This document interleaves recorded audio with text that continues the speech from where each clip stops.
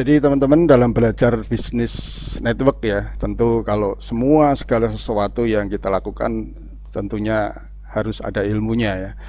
Kalau tanpa ilmu ya pasti akan banyak kendala yang teman-teman hadapi di lapangan.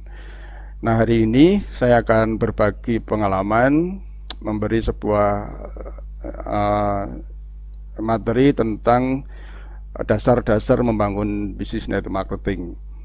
Dan kalau kita berbicara mengenai dasar-dasar ini memang akan mungkin membutuhkan waktu yang cukup panjang karena hal-hal yang perlu diketahui ketika teman-teman membangun bisnis ini tentu tidak cuma hanya 1, 2, 3 faktor ya, ada beberapa faktor. Yang pertama yang harus teman-teman siapkan adalah pemahaman Anda tentang bisnis network marketing, sehingga kalau kita paham tentang dunia bisnis network marketing tentu akan mempengaruhi cara kita berpikir ya, cara kita berpikir atau lebih kerennya dinamakan mindset ya, mindset, terutama mindset seorang yang berbisnis di dunia network marketing.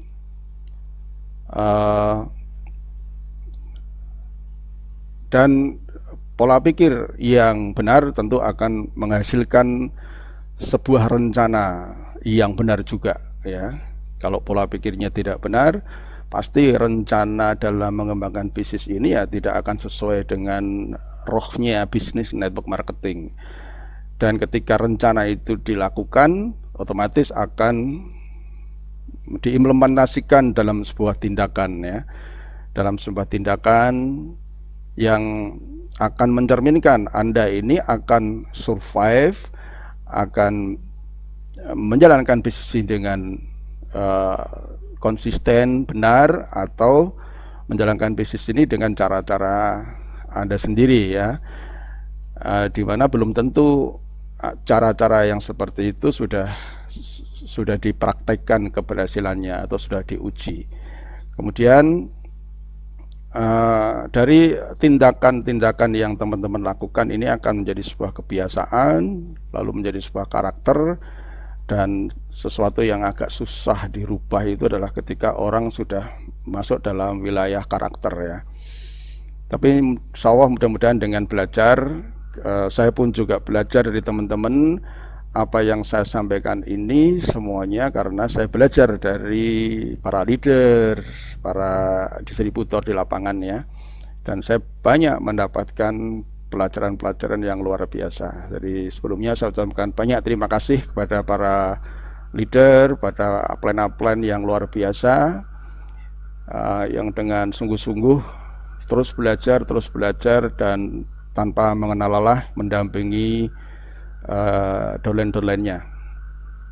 Nah, hari ini saya akan membuka topik dengan sebuah materi tentang bagaimana seorang pebisnis network marketing itu berpikir ya, artinya pola pikir sebagai seorang pebisnis network marketing. Oke.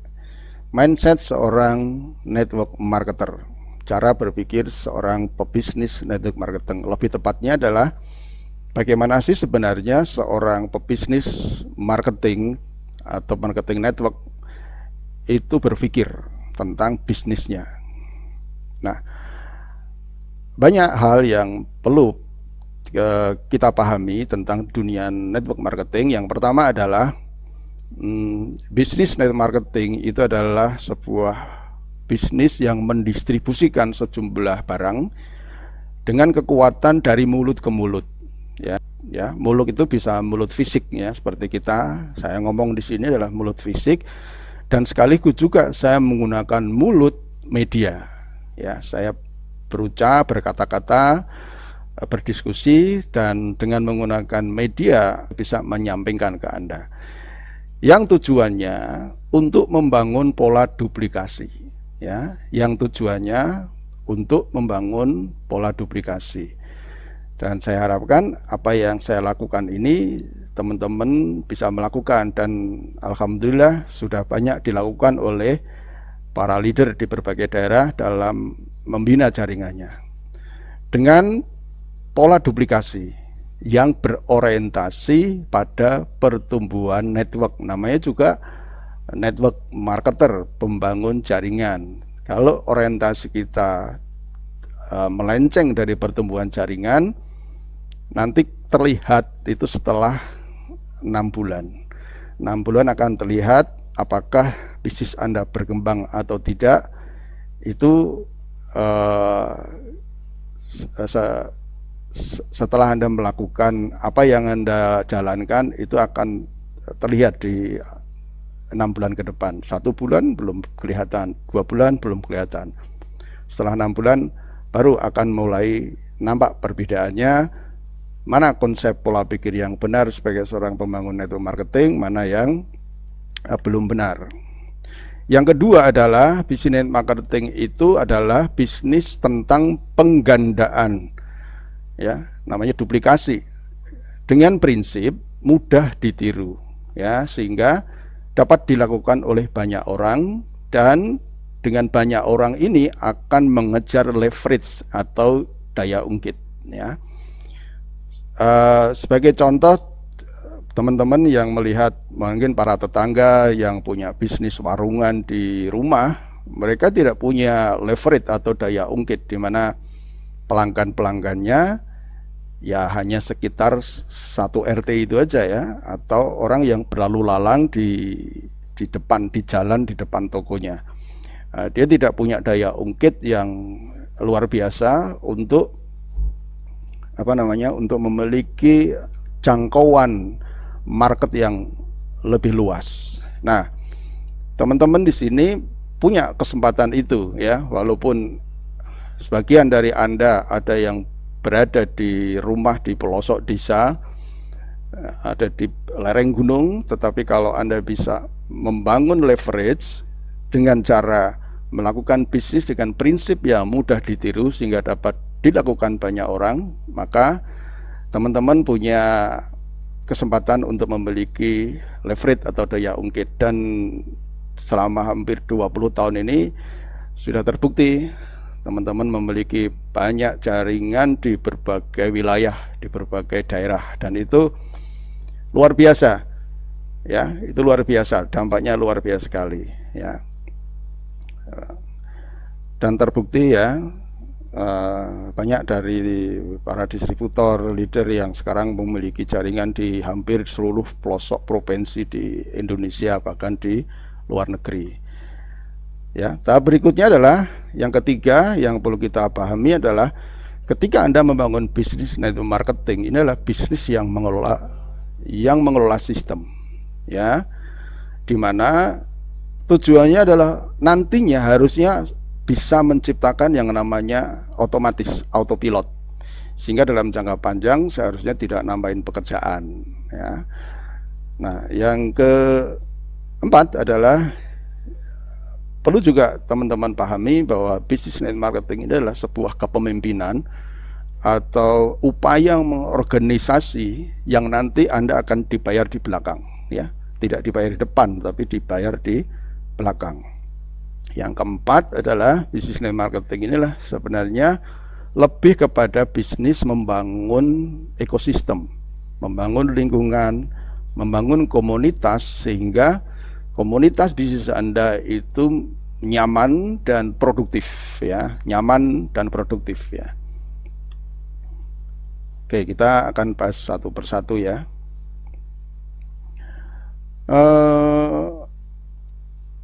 Bisnis network marketing, ya, yang pertama yang perlu kita pahami adalah bisnis network marketing adalah bisnis yang mendistribusikan produk dengan kekuatan dari mulut ke mulut. Nah, sekarang pertanyaannya, siapa sih yang mau memulutkan mulut itu, ya, meneruskan informasi-informasi itu? Apakah seorang distributor yang menggunakan produk atau konsumen yang menggunakan produk? Ya, itu dulu yang perlu kita telah, ya.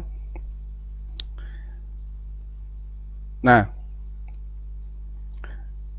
kalau Anda mengajak orang berbisnis, ya, berorientasi untuk membangun jaringan, dan mereka salah satu dari 8 langkah sukses itu adalah pemakai produk. Memang diharapkan mereka tutup poin dari beberapa sebagian dia menggunakan produk, dan dengan motivasi mereka untuk bisa melakukan penjualan melalui cerita tentang pengalaman dia menggunakan produk dan mengoptimalkan mulut media, apakah itu TikTok, apakah itu WA, apakah itu Facebook, Instagram, dan lain sebagainya. Mereka punya motivasi untuk menceritakan ke orang lain. Ya, artinya yang akan menggerakkan kekuatan mulut ke mulut atau viral itu adalah mereka yang bergabung menjadi member, dan mereka mendapatkan pengetahuan mengenai potensi bisnis ini, lalu kemudian mereka menggunakan dan menceritakan kepada orang lain. Oke, sekarang kalau kita ngomong tentang konsumen, saya ingin tanya kepada teman-teman, silakan Anda berkomentar ya. Saya ingin tanya, ketika Anda melayani melayani konsumen, ya entah itu produk kesehatan, entah itu produk pertanian, kira-kira mereka ini secara otomatis mau nggak memviralkan? Seringkali justru petani itu tahu kalau pupuk NASA itu bagus. Ya tidak semuanya, tapi sebagian besar kalau ditanya, Pak kok tanamannya bagus ya, pakai apa? Ah, saya pakai pupuk biasa saja kok. Ya. Bahkan sering terjadi bungkus nasanya itu dikelotok, ya, dikelotok gitu ya. Apa? Agar orang lain tidak tahu bahwa dia punya formula yang bagus. Sebagian ada yang cerita kepada saudaranya, tapi sebagian ada yang tidak. Artinya 50-50 lah. Nah, sekarang beda dengan kalau Anda sedang makan di sebuah restoran, ya. Makan di sebuah restoran di mana Anda makan dan penyajian makanan itu bagus.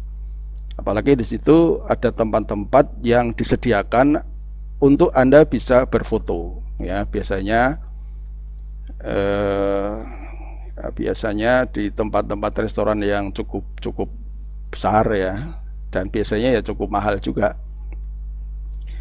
Nah, anehnya di sini Anda bukan marketingnya, tetapi dengan antusias Anda foto makanannya, Anda foto di suasana restorannya, dan Anda viralkan. Padahal teman-teman itu bukan marketingnya dari restoran itu. Kira-kira kenapa? Ya, karena sebenarnya ketika Anda memviralkan foto dari makanan itu, walaupun Anda bukan marketingnya ya, tapi Anda memviralkan. Tapi sebenarnya karena Anda ingin eksis gitu ya. Nih, aku sudah pernah makan di restoran mahal. Nih, aku sudah di situ instagramable. Anda foto karena Anda senang dengan pemandangannya, Anda selfie, Anda foto, akhirnya viral. Bahkan karena restoran itu cukup mahal, Anda pengen dilihat nih sebagai orang yang wah luar biasa bisa makan di situ gitu kan. Anda foto. Nah, inilah perilaku yang berbeda antara ketika Anda makan di restoran dengan konsumen yang membeli produk dari Anda. Konsumen yang membeli dari produk Anda itu dia tidak berpikir aku biar eksis tak foto produknya, aku cerita di ini, enggak ya. Petani juga demikian ya. petani yang konsumen itulah petani yang tidak akan memiliki motivasi untuk memviralkan. Tapi beda dengan Anda ketika beli sesuatu di sebuah restoran, Anda butuh eksis nih, akhirnya Anda memfoto, Anda memviralkan. Perilaku yang berbeda. Kenapa? Karena motivasi konsumen itu berbeda. Nah, sekarang yang 100% bisa memviralkan dari produk Anda siapa? Yaitu adalah member Anda sendiri, distributor yang menggunakan produk karena dia termotivasi untuk melakukan penjualan, kemudian dia akan memviralkan.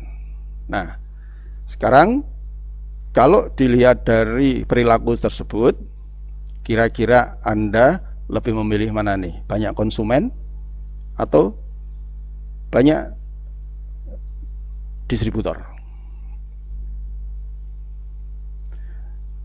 Viral itu adalah kata lain dari yang namanya deret ukur. Dari satu memviralkan ke dua, dari dua memviralkan ke 4 orang, dari 4 orang memviralkan ke 10 orang, dari 10 orang memviralkan ke 20 orang jadi 200, 200 memviralkan ke masing-masing 10 jadi 2000, jadi 4000, dari 16.000. Tapi kalau hanya berhenti di konsumen, maka yang memviralkan itu adalah diri Anda sendiri. So, jadi teman-teman, bukan berarti Anda tidak boleh mencari konsumen, ya. Tetapi fokus utama Anda di bisnis ini bukan sekedar mencari konsumen, tetapi Anda harusnya lebih fokus kepada growth, pertumbuhan orang yang akan memviralkan produk Anda, yaitu distributor. Oke, dari situ aja sudah ketebak nih. Mereka yang fokus untuk mencari konsumen dan mereka yang fokus untuk mencari duplikasi distributor, tentu yang mencari konsumen itu mengandalkan dirinya sendiri selama dia aktif, selama dia sehat, selama dia terus-menerus jualan, akan mendapatkan penghasilan walaupun itu terbatas. Sedangkan mereka yang mengembangkan network, ya tentunya nanti ada tahapan-tahapan mengelolanya, dari 1 ke 2, 2 menjadi 4, 4 jadi 8, 8 jadi 16, 16 jadi kedua. Nanti 1 tahun berikutnya akan beda hasilnya, akan beda nasibnya.